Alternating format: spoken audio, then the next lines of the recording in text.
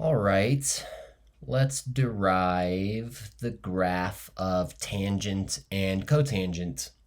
If you don't care too much about the derivation, yeah, just skip ahead. It's fine. It's not that important. But you might want the derivation to see some of the derivation just so that maybe it makes it a little bit easier to remember what these graphs look like. So I have my coordinate plane here. I've marked off my x-axis with units of pi over 2, and you'll notice that I have left the y-axis just completely unlabeled. So we can just graph tangent similarly to how we derived the graph of sine, which is just picking some points, seeing how those points evaluate under tangent, like using the unit circle and just plotting some points and seeing what the general curve looks like. So, okay, so here's my unit circle. Once again, unlike sine and cosine, we have to do a little bit of work to determine what tangent of a certain angle is, because sine and cosine, remember, sine and cosine are just given to us straight on here. Cosine is just the x coordinates, sine is the y coordinates. Tangent, though, is a ratio of both. So tangent of theta, if you'll remember from how we defined these functions analytically, we said that tangent of theta is equal to y over x, y divided by x, meaning that for each of these angles, like the tangent of pi over 6 is 1/2 divided by root 3 over 2, which ends up being, what, 1 over root 3, so root 3 over 3. So that's what I mean by we have to do like a little bit of work. It's not just immediately given to us. But we don't need to do a ton of work. Let's see if we can just grab some convenient points. So for example, right here at 0 degrees, the y coordinate is 0, the x coordinate is 1, so 0 over 1 is 0. Meaning, so all that I'm saying there is that the tangent of 0 is 0. So this tangent must go through the origin. It goes through the point 0, 0. Goes through right here. So I'm going to plot that. And then rather than kind of going through, I mean, I guess that there is one somewhat convenient, like really easy one to kind of calculate the ratio of, which is the multiples of 45 degrees. So for pi over 4, 45 degrees, the x and the y coordinates are the same. So y over x is just 1. So at pi over 4, which would be about right here, the graph is at like 1. I don't know. I'll just kind of make a little, I haven't scaled out my y-axis, and you'll see why in a second. I'll just put a little dot there. I don't know. It doesn't really matter too much. But one of the very key important features about tangent, let's look at what happens to tangent at pi over 2 or at 90 degrees. So at 90 degrees, the coordinates are 0, 1. So tangent y over x would be 1 over 0. Meaning, and 1 over 0 is undefined. So what this is saying is that the tangent function at pi over 2 or at 90 degrees, tangent is undefined. And when a graph is undefined, well, it could either be some kind of discontinuity or it could be an asymptote, and I'll just tell you right now, with tangent, it's an asymptote. So at pi over 2, we have an asymptote. So I'm just going to draw that sort of dashed line to represent the asymptote.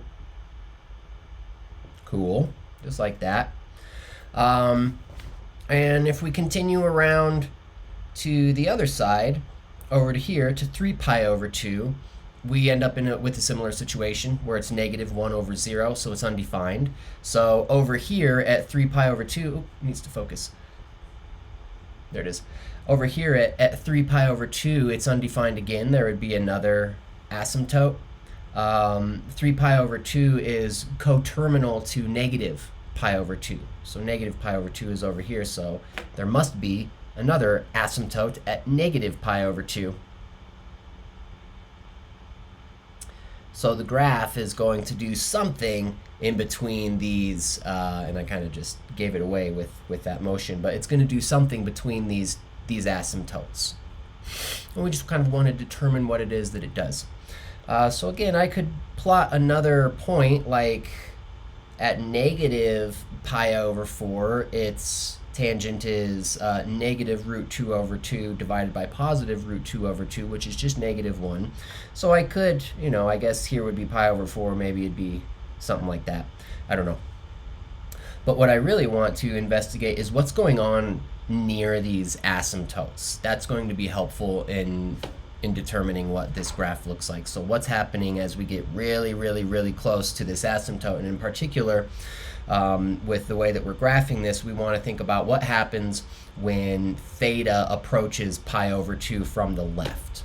So when it's getting very, very close to pi over 2, but it's still slightly less than pi over 2, we want to say, what is happening there? So on the unit circle, those angles would correspond to like right here. So pi over 2 is right here. The angle that's slightly less than pi over 2 is going to be over here, like 89 degrees or something like that.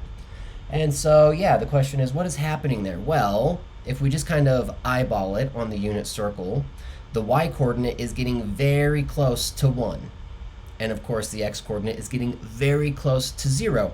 1 is really convenient to work with. We can, because it's sort of, in some ways, it's invariant. It's not going to really affect things a whole lot. So here's maybe how I would write this without using limits, which is something that if you're in a trig class, you've probably never come across limits before. That's usually pre-calculus or calculus.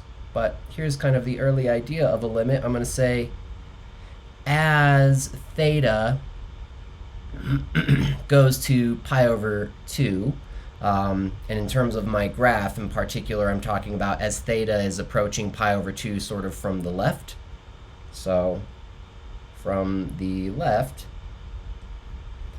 then we have that tangent of theta is approaching 1 over something that's very small, very close to 0, like small, small, small, small, small. So I'm just going to write it, it's really informal.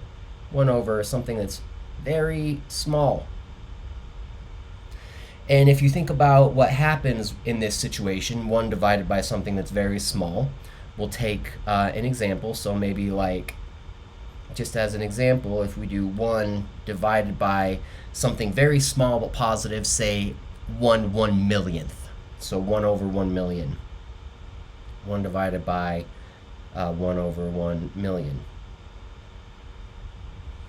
Well, what happens with this is this 1 divided by whatever, this is really like reciprocal here. So we're just looking at the reciprocal. So the reciprocal of 1 over 1 million is 1 million. So 1 divided by something very small produces something very big. So as tangent theta goes to 1 over something very small, tangent theta itself becomes very big. So what this is saying is that as x gets closer and closer to pi over 2, tangent of x gets huge. It's like way up here. And it would be a similar idea going to the other side. It's just that now on the other side, as we're approaching negative pi over 2, we're approaching negative 1 over 0. So it becomes negative 1 over something very small. It's this same idea. As theta goes to pi over 2, tangent of theta goes to, very big. So all that it is it's just a negative. Like if we put a negative in front of here, it would still be very big in terms of like the number, the absolute value, but it's like very big in the negative direction. So it's like something way over here. So the graph of tangent ends up looking like this. It kind of slides down off of that asymptote. Man, this is terrible. Terrible drawing. Okay, maybe I can make it a little bit better. Slides down from the asymptote, hits the origin, and then slides towards the other asymptote. It does that. And the period of tangent is pi, because once you kind of get back over to here at 180 degrees, now we start replicating all of the same values that we have over here, but of course the x and the y coordinates are negative. Negative divided by a negative is a positive. So it just ends up sort of replicating whatever is going on. So the period of tangent is pi. So every at the odd sort of pi over 2, odd multiples of pi over 2, so maybe the next odd multiple of pi over 2 is over here, 3 pi over 2. There are asymptotes at all of the odd multiples of pi over 2. So maybe like right here, here's 3 pi over 2.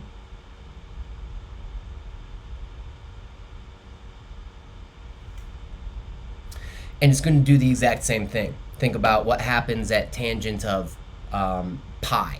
So here's pi over here at the coordinate -1, 0. Tangent would be 0 over -1. It's 0 again. So it hits this point right here. And yeah, you can just go through, if you don't believe me, you can just go through and check that it's just going to keep repeating itself. So it's going to do this just all the way down the line, and same thing on the other side. Comes down, it's going to hit negative, at negative pi it's 0, and then it goes off, and then there's another asymptote at -3 pi over 2. So it just kind of keeps doing this. It might remind you a little bit of, looks sort of similar to the cubic polynomial x cubed. It's a similar idea, except it repeats. So that is the graph of tangent. How about the graph of cotangent? This is y equals the tangent of x. How about y equals the cotangent of x? Well, we don't need to go through all of that process again. We can just use what we have for tangent, what we know about tangent, and consider how the reciprocal would work. So just kind of like as a reminder, cotangent of x is equal to 1 over the tangent of x. So to graph cotangent, all that we kind of need to do is take some points on here and consider what is the reciprocal of that point. And we have to kind of pay some special attention to what might happen at the asymptotes.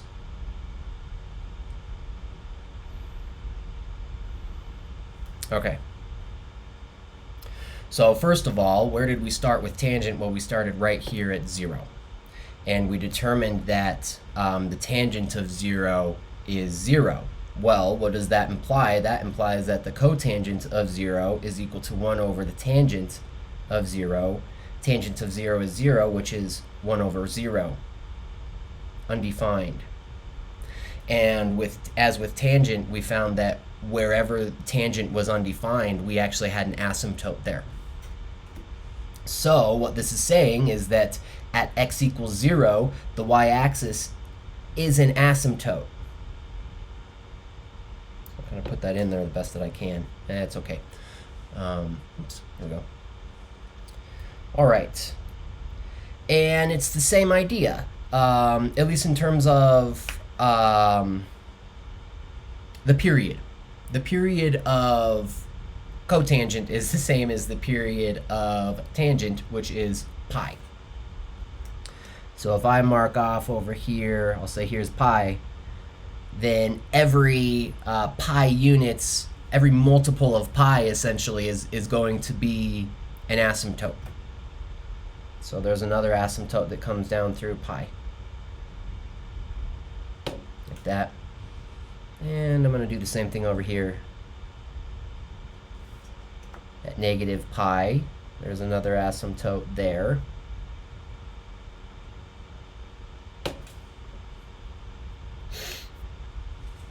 All right. Well, now let's consider what happens at the asymptotes of tangent. So these are at the odd multiples of pi over 2. So if tangent of pi over 2 would, I'm going to put this into parentheses, the equal sign. If tangent of pi over 2 was equal to 1 over 0, well, that means that the cotangent of pi over 2, this time I can actually say it's equal to, is equal to 0 over 1, which is 0. So right here at pi over 2, we have a 0. And now I think what I'll do is I'll just kind of consider, let's see, how do we derive it based off of this? Well,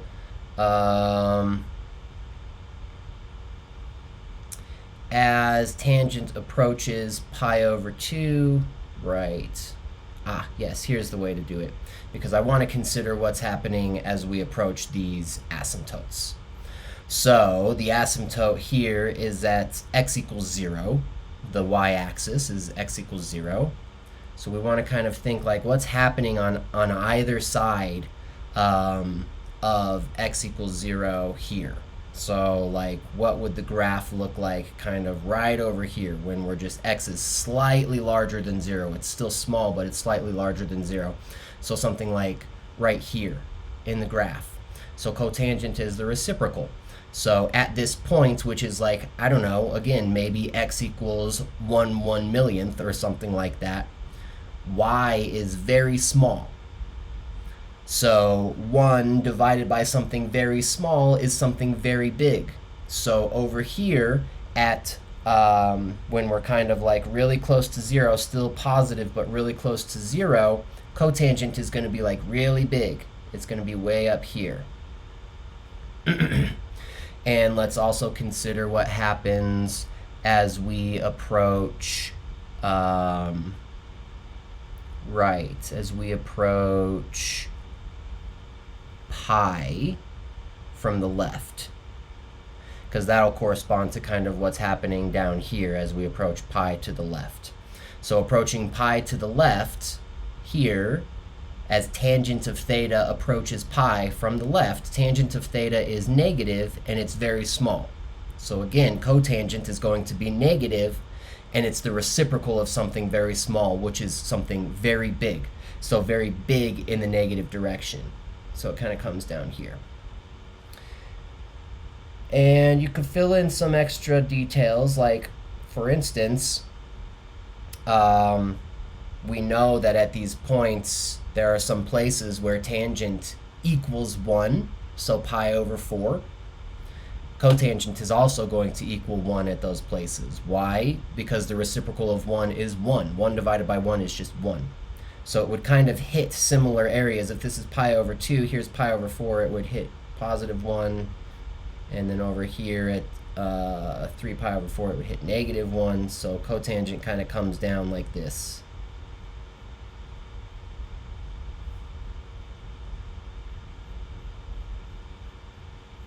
And then trails off in the negative direction. And it's just going to repeat this within, for every single period. So like the asymptotes kind of serve as kind of like guidelines or guardrails for what these things do. So it's going to repeat inside of these guardrails as well. Just the exact same thing. Like that. So that's what cotangent looks like. So the graphs of tangent and cotangent look very similar. But yeah, they're kind of like, one, they move in different directions. Tangent is monotone increasing, as we say, that at moving from left to right, tangent is always getting bigger, always getting larger, no matter what.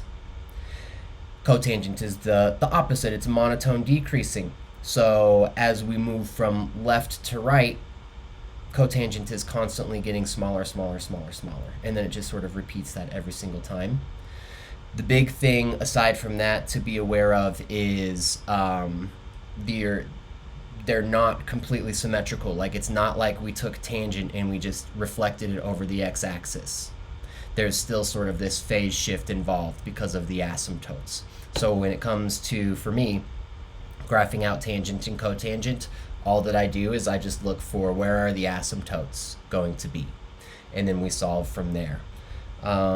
Let's see, so just some quick facts at right. Okay, we're at 20 minutes, so I'll actually keep the quick facts for like the variables and the generic equation for our next video. But yeah, for now, that's what tangent and cotangent look like.